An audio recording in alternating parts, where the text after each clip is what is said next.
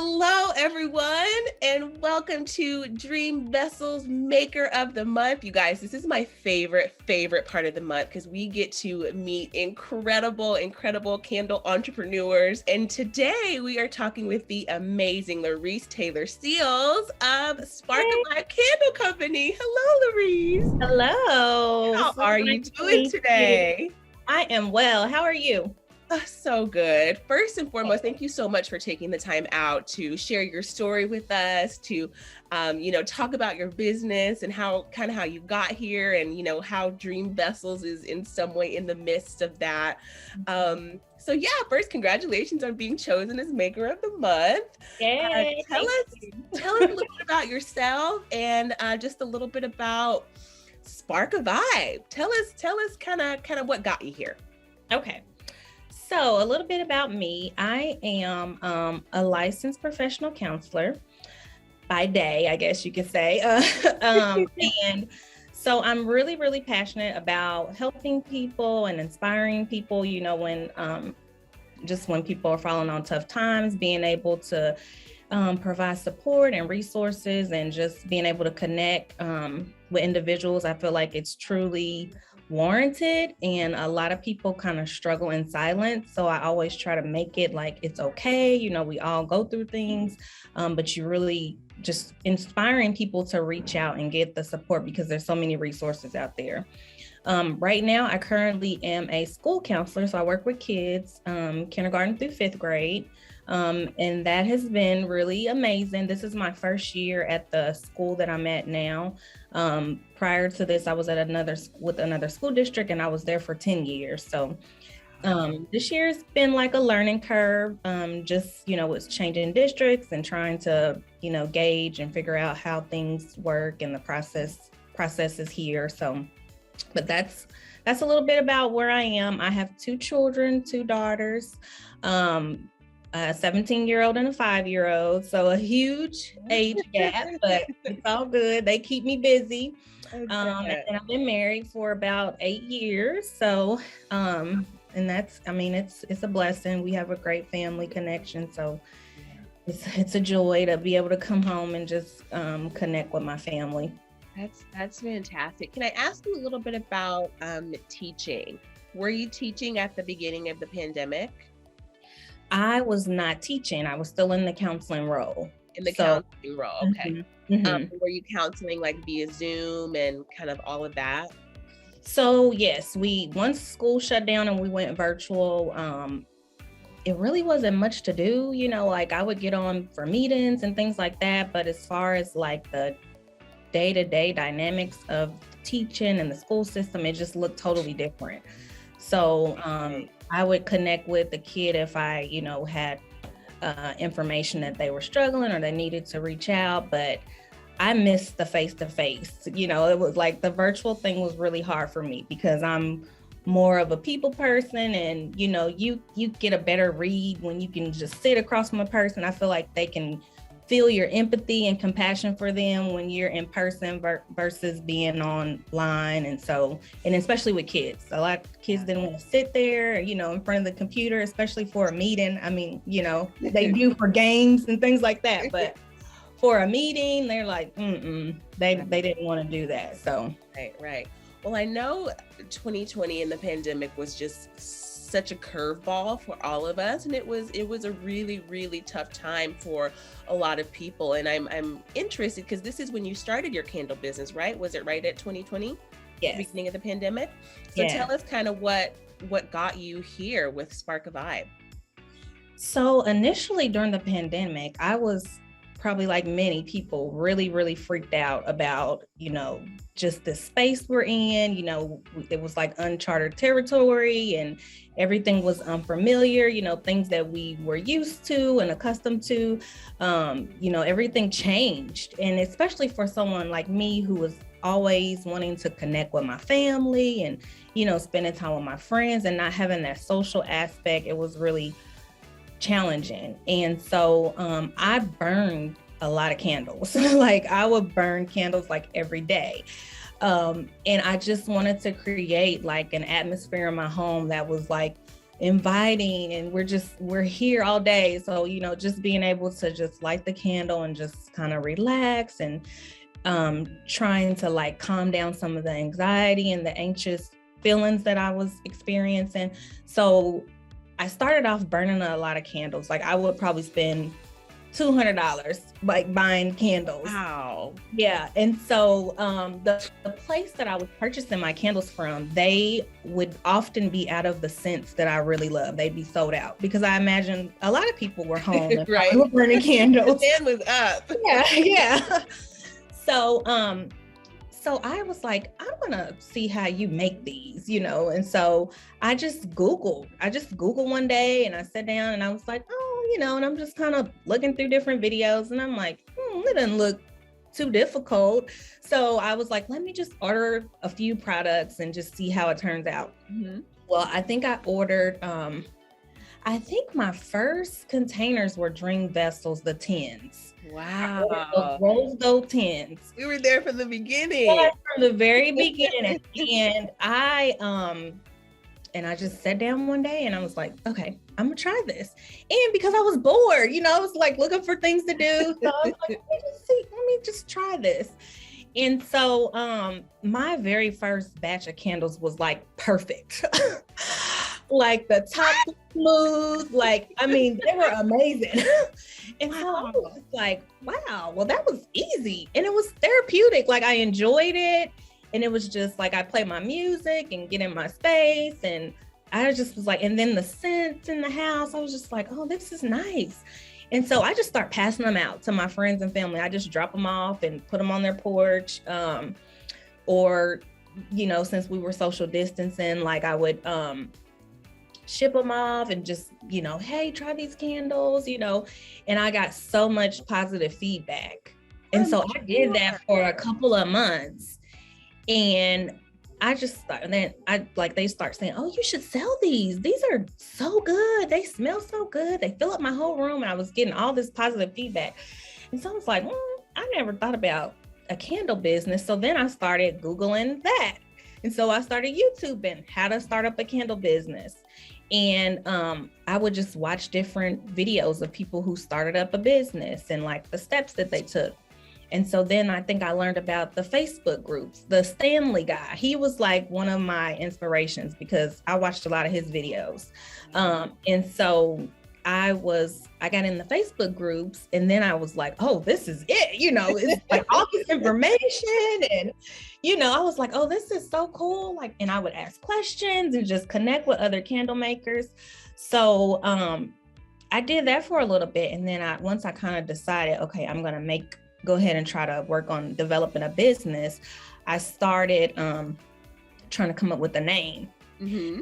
And so, I went through hundreds of names. I had my notebook every day. I would just write down different things and like inspirational words and just all these things, like how I could create a name. And I was like, I want something that really stands out and something that's different and kind of speaks to like the brand and what I wanted to do. And so I would like text my friends, my siblings, and like, what do you think about this? And they would like, text with me and throw out other ideas. And I think I just landed on Spark a Vibe. Initially, it wasn't like my go-to. I liked it, but I didn't love it. Mm-hmm. And so I think I wrestled back and forth with the name for maybe like 3 months. Like I really like took time to figure out the name. And so I don't think I ended up Black Friday. Oh, okay. And it actually like launched. But for, those months, I was just like researching, and I sold a few candles to people before I had the name and all that, just because, they were like, oh, we want you to make more. And but yeah, I initially launched for a Black Friday, and Spark a Vibe was just kind of like what I felt like I wanted my customers to experience when they burn the candles. I wanted them to like create their own vibe, like their own aura, their own tranquil place, and a lot of people were telling me like, oh, I was so, anxious about the pandemic, and it really just helped calm me down. I lit that candle last night and I read my book or whatever, and then they were able to like relax. And so that was kind of what made me like tie it into the mental health piece, because I'm like, oh, I'm already like helping people. Now I'm helping people in another way, Exactly. Yeah. It reminds me of like when you said at the beginning of the interview how, candles, like they helped you in that way. And then you started to give them to others, and just imagine what that did for them, Right. just sharing like your talent and something that you handmade to them, and seeing that positive, how they reacted so positively to it. And, now being able to share that with so many people. I mean, we all need that kind of help. And I just think it's so inspiring that you had the belief in yourself, that I could do this. I could do this. Right. If I can help myself, I can help others. Right. And I just think that is so, so inspiring, Laurice. It really, really is. Thank you. It really, really is. So talking about support, I know you have a family and friends. Like, starting a business is not easy. It's definitely not an easy thing. But how do you find the support to make it happen? In the beginning,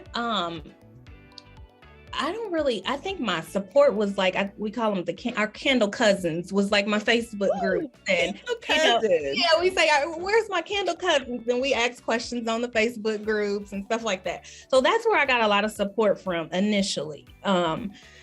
Just really tapping in and being engaged on social media, and, like I said, asking questions when I was in the process of trying to figure out different wicks and vessels and different waxes. And so, that was my support system. Like, they knew, they were the gurus. Some of them had been in business prior to the pandemic. Some were just starting up like me.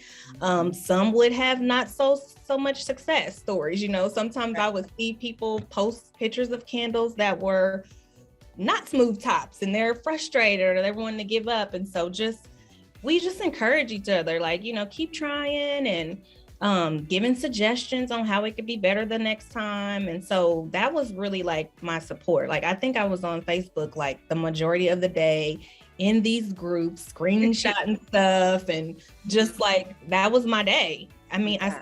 I spend a lot of time on social media and watching videos.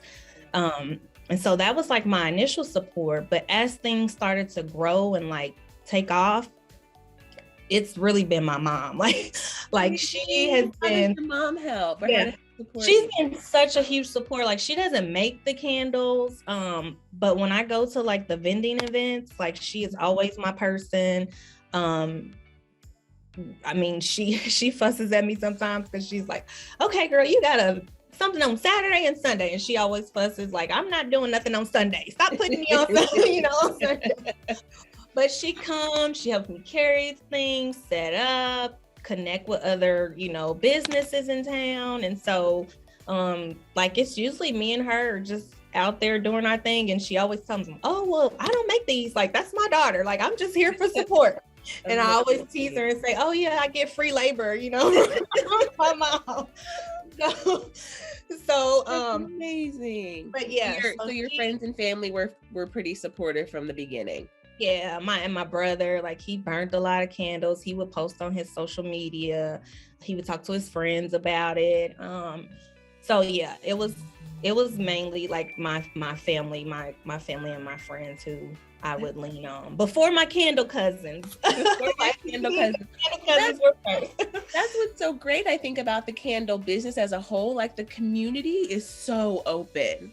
It's nice. And so open to share information, so open to share like wins and losses, trials and tribulations. Yes. There's no like veil, there's no like, access to entry that someone can't, enter into. That's what I love so much about this community. So many people are just so willing to help and are so supportive. And I wanted to ask, like, how do your daughters, what do they think about you, like, starting your own business? And what do they think about this, since it's something new for you? My youngest one is very involved, the 5-year-old. I think it's like the coolest thing. I've posted videos with her, like, helping me make the candles. And like, anytime she sees me get started, she's like, Mom, what can I do? And so she like puts the wicks in for me, and she likes to put the little the popsicle sticks I use sometimes to keep the wick centered. So she'll like put those on there, and I can give her small tasks. And so she really like enjoys like that creative side of it. My oldest one, not so much. I mean, she's 17. She's 17, yeah. Girl, she's like, whatever, Mom, I got other things to do. Exactly. You know, I'll catch her on a good day. She's more, you know, willing to help out, but she's not just volunteering services. No. No. Understood. But I can imagine how inspired they both must be to see you like starting your own business and having an idea and bringing it to fruition and making it happen. Like that is so inspiring and such a good example for your girls and the rest of your family. So wonderful. Okay. My mom always tells the girls, she's like, this, you know, one day you guys can take over her business. Like, this is so cool, you know, and she, you know, she tries to encourage them in that way. But it really is so cool. Let's talk a little bit about your product offering. So, you know, what are some products that we can see from Spark a Vibe? Like what products do you currently offer? Like what are some of your fragrances? One thing I really love about your collection are your candle names. I think some of them are just, and I want to know how you come up with those. So yeah, tell us a little bit about your product offering. Okay, so I use mainly Dream Vessels. I think like my whole collection. I have a few containers that I get from Hobby Lobby, which I've seen a few different candle makers use those. They're really cute with the rose gold lids. So, but I offer like the car diffusers. I do the diffusers, I do wax melts, and then of course the different types of candles. And then I usually like the floor. I say the floor. I say the floor. Yeah. So that's a top seller. A lot of people love those pineapples. They're super cute. So cute. Yeah. So cute. And I think the containers, they like sell themselves. When I set my table up and it's all pretty and rose goldy, and because I used to use a lot of rose gold. I saw that. It's very eye-catching. She likes the rose gold. And the customers love rose gold. Like, it's so eye-catching. I think pretty, shiny, sparkly things. And I mean, it just brings people to my table. When I'm at these vending events, they all just come over and, oh, your table, your setup is so beautiful. Oh, your candles are so beautiful. And they just can't believe, they're like, you make these? I have people that tell me that they, like, from a year ago, oh, it's still sitting on my shelf. It's so pretty. And then I fuss and I say, well, the magic happens inside the container. Right. That's one downside. So you're supposed to love where the work went on the inside. So, but yeah, it's been nice with the vessels from Dream Vessels because I mean, people just are drawn to them. So yeah. Well, we're going to get into, on the second half of the interview, we'll talk a little bit more about like what your experience has been with Dream Vessels and shipping and products and all of that. Okay. So tell me how you come up with some of your candle names, because I'm just so, are you just creative in that way?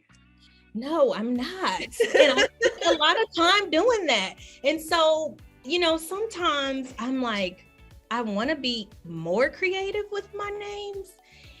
And once I kind of get in a zone, like, it takes forever to come up with like catchy names and, you know, something that's unique. And so, are you talking about the names of the vessels, what I named the vessels?